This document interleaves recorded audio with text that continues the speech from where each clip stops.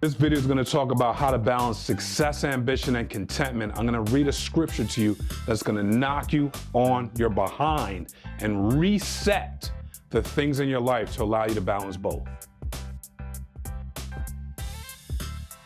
Trying to balance ambition and contentment will be a lifelong struggle as you're building towards success. Understand this.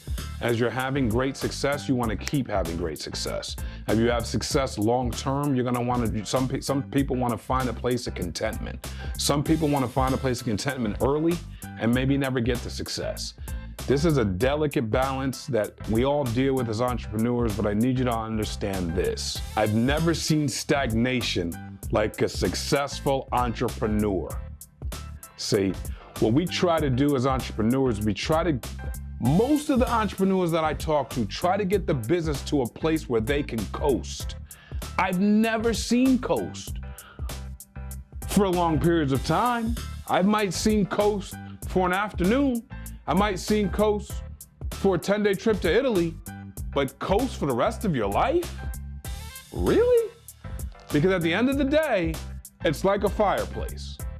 If you don't throw more logs in the fire, guess what's happening to that fire? It's dulling and dulling and dulling and blowing out. So don't think that you're going to build something that's going to last the test of time with no more work by trimming the hedges. Whoever sold you that lied to you. I'm not saying for a certain period of time, but forever? Stop. The Bible talks about this very clearly in Philippians 4. I'm going to read you something. Philippians 4:11. You might have heard the back part of the scripture. I'm going to read you the beginning part so you have an idea of where this is coming from. Paul is talking to the church of Philippi, and he's saying something that is very valuable. He says, I have learned to be content whatever the circumstances. I know what it is to be in need. I know what it is to have plenty. I learned the secret of being content in any and every situation, whether well-fed or hungry, whether living in plenty or in want. I can do all things through Christ that gives me strength. And so, two dichotomies here. One is the successful entrepreneur that becomes stagnant because of their success. One is a person that says, hey, no matter the situation, no matter if it's stormy out, no matter if a blizzard is coming, no matter if we're on the beach surfing, no matter if I'm out golfing, no matter if I'm in the business all day 24/7, I know what it is to be content, and I know what it is to be content in every and all situations. So why don't we focus on, as we're trying to be successful, as we're trying to be ambitious, as we're outworking our situation, cool, nothing wrong with that, love you. Let's focus on being content in every and all situations, whether we have plenty or whether we have lack. And the key here, ladies and gentlemen, is I can do all things through Christ who gives me strength. And so as we're looking at our businesses, as we're looking at our entrepreneurial journey, we got to understand it's kind of never the way we want it to be. I mean, like, if you're crushing it, generally, you want to crush it some more. If we built a masterpiece, we're going to look at the speck over there and go, man, I could have done that piece better. These are my successful overachievers. Love you guys. But like everyone, successful overachievers need to bring it down a bit. My underperformers who think that everything's just going to be awesome, man, I need you to bring it up a notch. Because somewhere in the middle is where you're going to be successful. And so as you're looking at this thing and you're looking at your approach to business and you're looking at what you want to do, just understand this. You can be as successful as you want. You can be as unsuccessful as you want. You make the call. You got to create good systems. You got to be focused on values, culture-based systems, and things that help drive people and help drive units. So here's some practical things that you can do, backed by that scripture, that you can do to stay content on your journey to success and ambition and being able to balance the two. Number one, set meaningful goals. What does this all mean to you? What are you trying to accomplish? put it in writing and be extremely specific about what it is you're trying to accomplish. What does this goal mean to you? What does this goal mean to your family? Why do you want this? Boom. Number 2, seek fulfillment beyond success. This is a great way to, whether well-fed or hungry, whether living in plenty or in want, right? Seek fulfillment beyond success. Success means different things to different people. Success to some people means the top of the mountain and no negotiation beyond that. The truth of the matter is seek fulfillment. Find things that fill your innermost being, that give you inner peace and joy and happiness inside of you, that allow you to feel like a success, whether you're well-fed or hungry or live in plenty or in lack. Number 3, practice gratitude. Like, this is one of the greatest free gifts known to mankind. Practice gratitude. There's a million things to be grateful for.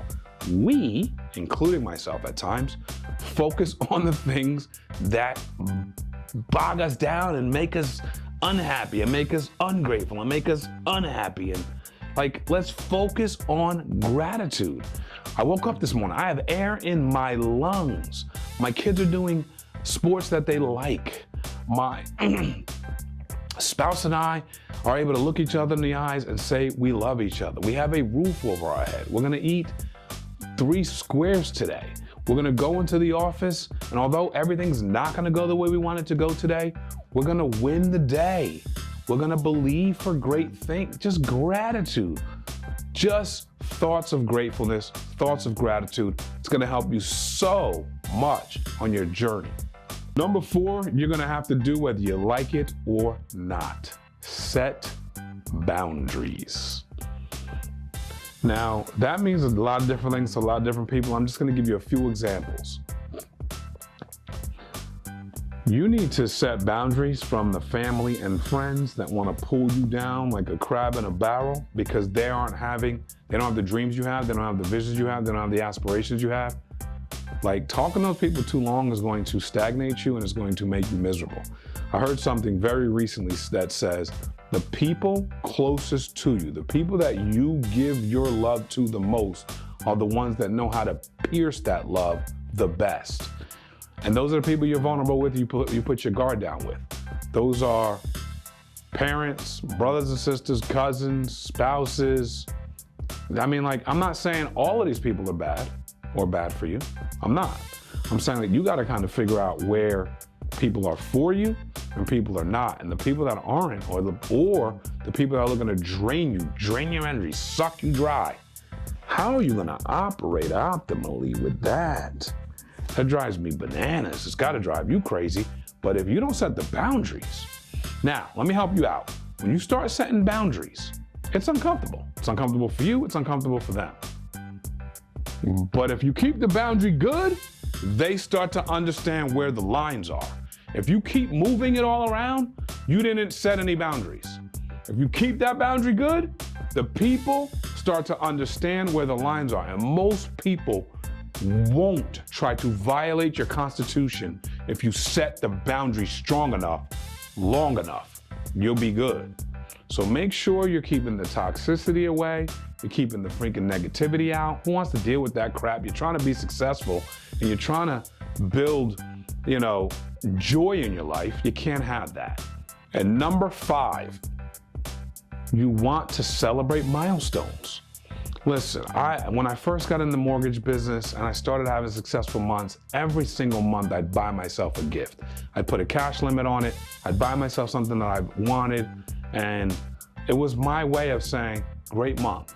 And it wasn't anything crazy huge. It was, something like a pair of sunglasses or, back then there were those digital cameras that, everyone had, and, before the phone cameras were really that good.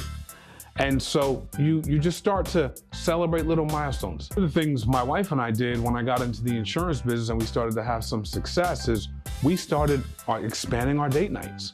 Our date night was Friday every week. When we weren't having success and there wasn't any excess cash, Date night was Panera Bread.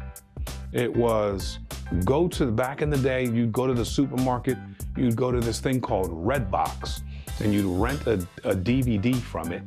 And we would we would pop popcorn and watch a Redbox DVD. That was date night.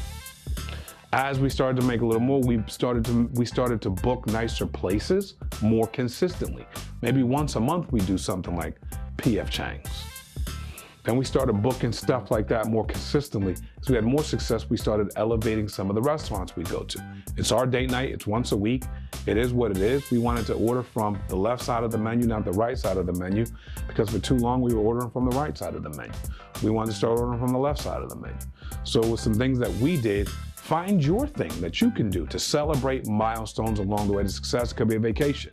It could be vacations twice a year. It could be vacations once a quarter. It could be, you taking yourself out for a manicure, pedicure. Like, find what you need to do to celebrate milestones. If you like golf, you might do that. If you like the spa, you might do that. But give yourself some treats so it allows you to enjoy the journey more and more as you go along the road. This stuff is critical to you going forward in business. This stuff is critical to your mindset. This stuff is critical to you being able to balance success and ambition and contentment. Like and subscribe. Comment in the comment section. Let's have a conversation about some of the things you struggle with when it comes to balancing success, ambition, and contentment. It's not an easy balance. I'm trying to give you some tools here. And then share the content. We want everyone to know who we are so we can continue to provide value to more and more people. We would love it if you could help us spread the word.